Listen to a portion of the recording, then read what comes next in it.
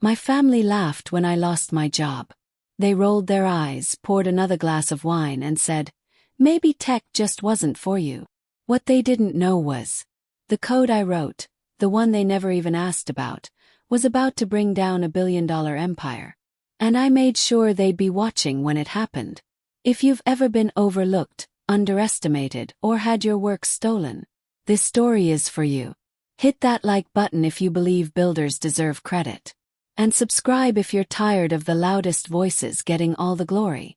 They thought I was finished, like losing a job somehow stripped away every ounce of worth I had left. What my family didn't realize was that I wasn't broken. I was quietly building something that would flip the entire table. My name is Ethan Wallace, and 2 months ago I was the lead software engineer at Tech Systems, one of the most ambitious AI startups in Austin, Texas. Now, I was the walking cautionary tale. The quiet failure everyone politely pitted between sips of $80 Cabernet at family dinners hosted by my mother in her sprawling Dallas estate. A place where success was measured in private schools, lakefront properties, and LinkedIn announcements. Out on the marble patio, my cousin Grace was bragging about her new boutique real estate firm, while her brother Ryan droned on about seed funding and disruption. All I could do was sip my drink and nod. They had no idea. While they chased flashy deals and polished resumes, I had spent the last 5 years building something quietly revolutionary. And at exactly 6:03 p.m. tonight, the world would finally meet it. They laughed because they thought I lost. What they didn't know was, I wrote the code that would expose everything. "Ethan," Ryan called out with a smirk from across the patio, raising his glass like he'd just clinched $1 billion merger. "We were just talking about career resets. You in?" Laughter followed. I smiled politely, stepping closer to the koi pond near the edge of the lawn. They had no clue what was unfolding. Grace twirled her wine and leaned in. "Still hunting for something?" she asked sweetly, sweet like a sugar-coated jab.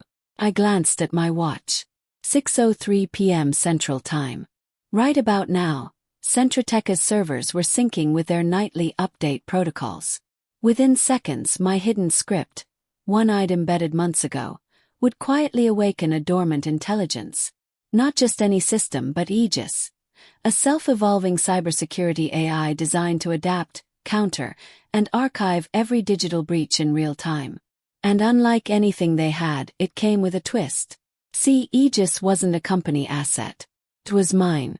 4 years ago I started building it in my garage, a passion project fueled by coffee, insomnia, and the need to prove that not all innovation wears a blazer and flashes buzzwords at TED Talks. While Tech built dashboards to impress investors, I coded firewalls that learned how to think. But I'd seen what happens to engineers who build too well.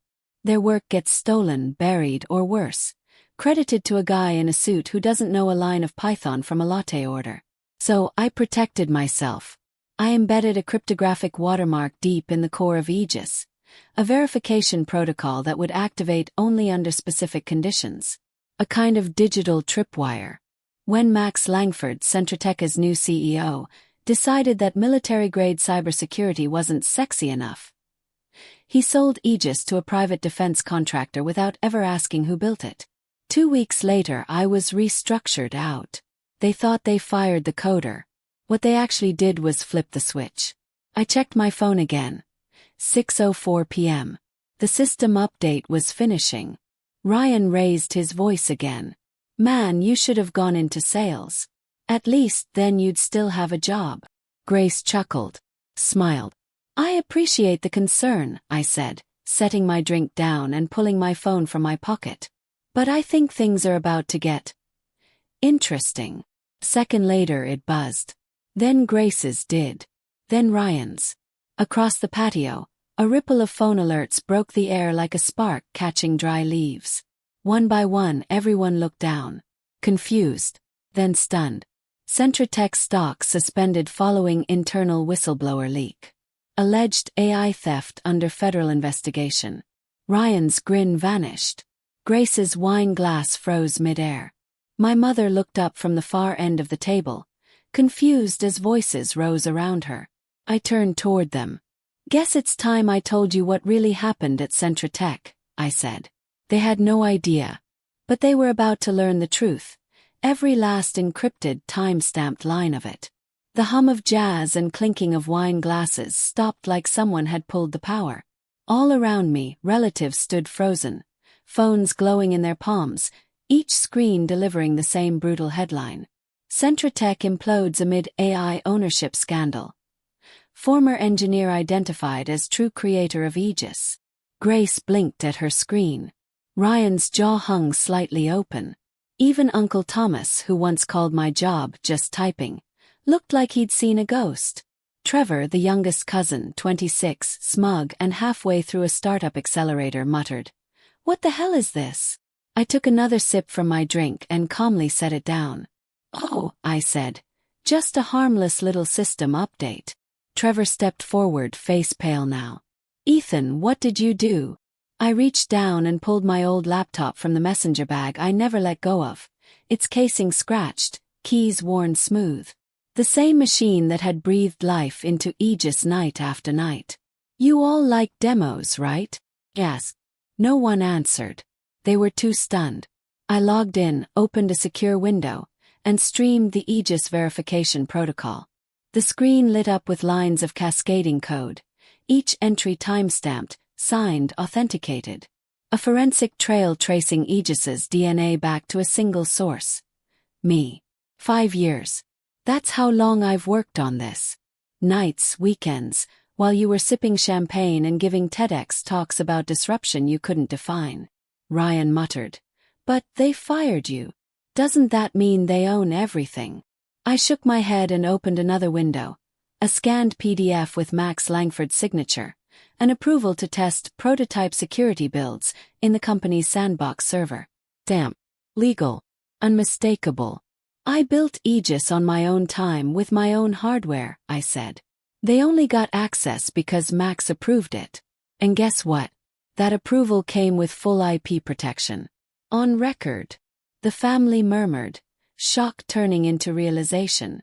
The mockery from earlier. Now just a shadow in the glow of unfolding disaster. Another alert buzzed on Grace's phone. DoD contract suspended. $300 million deal frozen.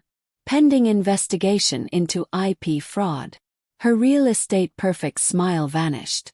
Trevor sat down hard on the patio steps, as if trying to process how quickly the narrative had shifted. I stood tall, calm, but inside my chest adrenaline surged. "You see," I said, "they tried to erase me. Just like they've erased thousands of builders, developers whose names never made it into the press releases." I raised my phone. Call was coming in, Max Langford. I let it ring, then hit decline. "You fired a builder," I said. "And now the foundation's collapsing." For the first time that evening, the entire family fell silent, not out of awkwardness but awe. They weren't watching a meltdown anymore. They were witnessing a reckoning. And I wasn't done yet. "Wait, do you think the story ends here?" The phones are buzzing. The headlines are breaking. But the real shift, the moment they finally see who I really am, is just beginning. Stick around because what happens next? It'll flip everything upside down. Aunt Diane clutched her pearls like she'd just witnessed a felony. Grace's mother gasped as another alert popped up on her phone. Federal probe launched into Centra Tech's handling of proprietary AI systems. Trevor, whose hoodie now looked less Silicon Valley and more sophomore year panic, stared at me in disbelief.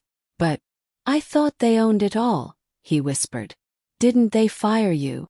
I turned the laptop screen toward him and opened one last folder. "Not quite," I said calmly. "This is what we call a paper trail. 17 patent certificates, each one filed under my name. Core mechanics, adaptive learning layers, auto-healing protocols. Every feature they tried to sell now traced back to me. And thanks to their arrogance, proving theft was child's play." Ryan stepped forward. His bravado had drained from his voice.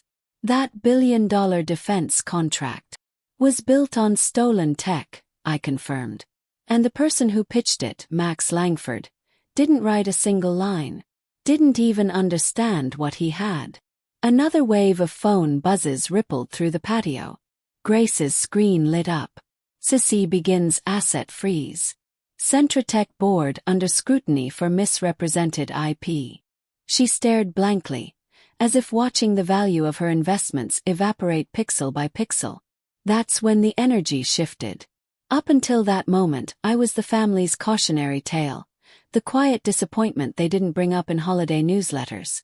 But now I was the storm. Aunt Diane sat down, stunned. Trevor kept scrolling his news app like he couldn't stop watching the train wreck.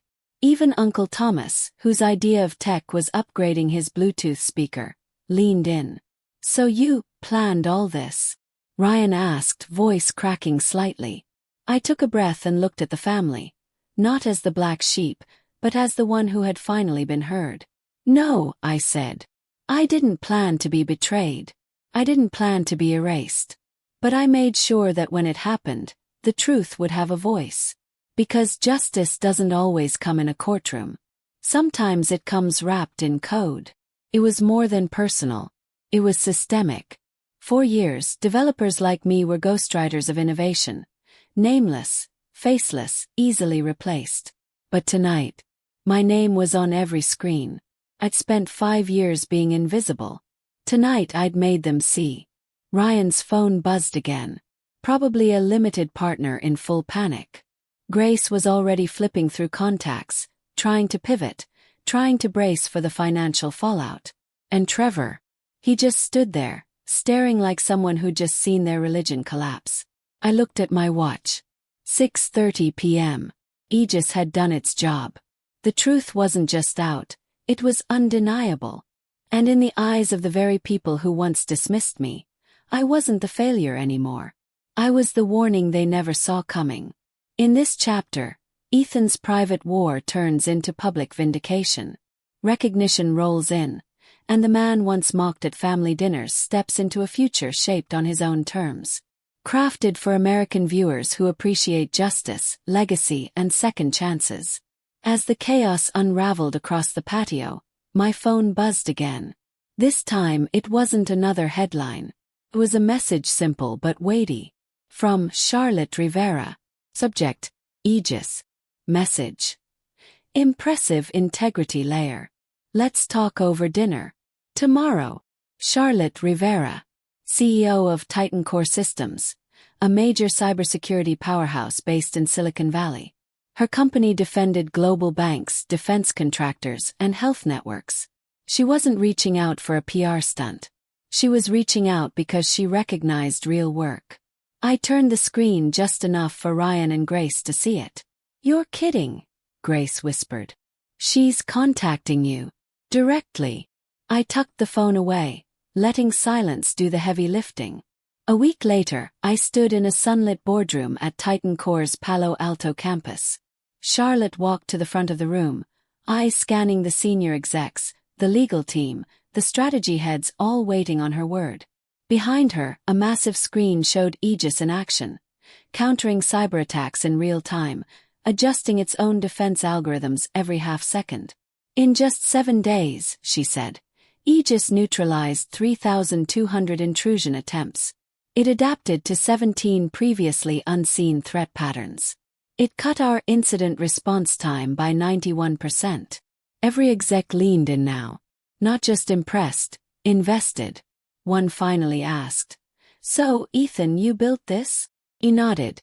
"Nights, weekends, my own gear. Every single line. Centratech provided sandbox access. Nothing more. IP rights were never transferred. And I have documented proof." A soft murmur passed through the room.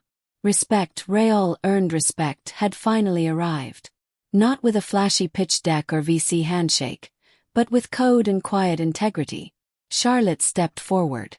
"I believe we're all in agreement." The board vote was unanimous. By sundown, the news broke across every major outlet. Titan Core secures exclusive rights to Aegis in $4.2 billion deal. Ethan Wallace named Chief Technology Officer. Back home, my phone buzzed nonstop. Interviews. Podcast. Congressional requests to testify on digital ethics and tech ownership. But the messages that meant the most weren't from journalists or politicians. They were from other engineers. Hundreds of them. Messages that read, "They erased my name from the patent.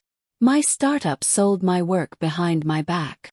Your story is all of us." Suddenly, Aegis was more than a product, it was a spark. Catalyst for something bigger. A conversation long overdue about who gets credit in tech. And who actually does the building. Charlotte called it the Aegis shift. I called it overdue justice. From exile to boardroom. From silence to recognition. From the guy no one mentioned in family photo captions. To the man shaping the future of cybersecurity. And for the first time in years, I didn't just feel respected, I felt seen. The days that followed were surreal. My inbox overflowed with press inquiries, keynote requests, and invitations to cybersecurity summits across 3 continents. But amid the noise, I kept thinking about something more important. The messages from the builders, coders, engineers, designers, all of them. They weren't congratulating me. They were reaching out because they had stories too. Stories of late-night prototypes hijacked by managers who took the credit. Of patents stolen. Code bases rewritten just enough to erase their fingerprints. Of innovation sacrificed at the altar of ego. And suddenly I understood. Aegis wasn't just my redemption. It was our rebellion. That weekend, I sat with Charlotte Rivera and her legal team in a private Titan Core meeting room. The sun was setting over the bay, casting gold across the glass walls as we drafted something new. The Aegis Pact. A first-of-its-kind framework. An open-source initiative to protect developer rights, ensure attribution, and implement immutable, time-stamped code authorship protocols across enterprise environments. Within a week, over 1,200 developers had joined. Not just from the US but Brazil, India, Germany, Kenya. What began as a personal firestorm had ignited global momentum. We set up a public database. A transparent space where creators could submit their code histories, attach documentation, and log timelines for review. If companies wanted access to great tech, they'd have to respect the ones who built it. That's when Reed Wesson called me. Yeah, that Reed, my venture capital cousin who used to flex his portfolio at every family dinner. His voice was tight. "Hello, Ethan," he said. "I need your help. My firm's under review. Investors are pulling out. Founders are leaving. Everyone's asking questions I don't have answers for." I leaned back in my new corner office at Titan Core, looking out over Palo Alto. For a second, I felt that familiar bitterness rise. But it didn't stay. "You never got it, Reed," I said. "The real power was never in the pitch deck. It was in the product. The people who stayed up late and shipped something real." He was quiet. Then I added, "Send me the names of the engineers who were actually doing the work. Titan Core is hiring. We're scaling fast, but this time we're doing it right." Later that evening, I passed by the now darkened Centratech campus in Austin. The once bustling office was silent. Their logo had been removed. Their empire dismantled. As I pulled into my driveway, I saw a familiar face waiting beneath the porch light. Leo Tran, a junior dev from my old team. One of the few who believed in Aegis before it was cool. "Mr. Wallace," he said, grinning. "Or should I say, Mr. CTO?" I laughed. "Just Ethan." Leo held up his phone. "We built something. Inspired by your story. A crowdsourced platform where devs can post their stolen commits and track IP abuse. We're calling it the Pact." I looked at the screen, and for the first time in years, I saw a future that wasn't built on politics or power, but on truth. 1 month after the Centratech fallout, my calendar was filled with things I never used to dream about. Tech ethics panels, cybersecurity summits, keynote speeches for international think tanks. But the truth. None of that mattered as much as the messages I still received from developers around the world. And then, one evening, a notification blinked across my phone that made me pause. It was from Jessica Wesson, yes, that Jessica. Former legal star of the family, once proudly defending corporate loopholes. Now, stepping down. Internal review ongoing. I get it now, Ethan. I really do. I didn't reply. Not out of spite. Just peace. I walked into the Titan Core campus the next morning. Not as an employee. Not as an underdog. But as Chief Technology Officer, stewarding a platform that now protected real infrastructure across the globe. Government systems. Banking networks. Emergency comms. All guarded by the same lines of code I once wrote in a dim home office, with nothing but coffee and conviction. The team had grown rapidly. Aegis had scaled into something more than software. It was now a symbol. Every system it guarded whispered the same silent truth. Don't underestimate the ones who build. Late that afternoon, I returned to my home office. Same desk. Same scratched-up laptop. I opened it out of habit and found a message waiting. From Trevor. Subject, Bootcamp. Message. I signed up. Starting next week. Think you'd mentor me? I want to learn how to build something real. I stared at the words for a long moment, then smiled. That same cousin who once cracked jokes over rows by the koi pond. Now humble, curious, hungry for meaning. I typed back. Lesson 1. Success doesn't belong to those who talk the loudest. It belongs to those who put in the work and protect what they build. Outside, the Texas sun dipped beneath the horizon. Lights flickered on across the neighborhood. Kids played in the distance. My world had changed, yes, but more importantly, the industry had changed. The Aegis Pact now had over 3,000 contributors, including engineers from companies that once buried names behind NDAs. Open-source justice had gone mainstream. Universities were adding curriculum on digital authorship. Lawmakers were drafting bipartisan bills on code attribution and dev rights. The silence I once resented. It had finally evolved. Not into noise but into momentum. And as I opened a fresh blank file, the start of my next project, I realized something powerful. It was never about revenge. It was always about recognition. About building a system so strong, so undeniable, that no one could steal it without the truth showing up too. And tonight belonged to the builders.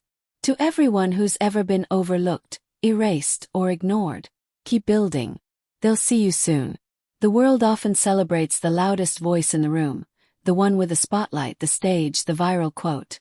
But real power, it lives in quiet resolve. In the builders who spend nights solving problems no one sees, writing code that holds billion-dollar systems together, and asking for nothing more than integrity. Ethan's story isn't just about beating a corrupt company. It's about defining his worth on his own terms. It's a reminder that the value of your work isn't measured by your job title or the applause of relatives at a dinner party. It's measured by the substance of what you create. And whether it lasts. The truth will always find a way to rise, especially when it's written into every line of logic you've spent years perfecting. Sometimes the best revenge is not revenge at all. Simply being undeniable. If you're an engineer, a writer, a builder of any kind, document everything. Protect your work. Know your rights.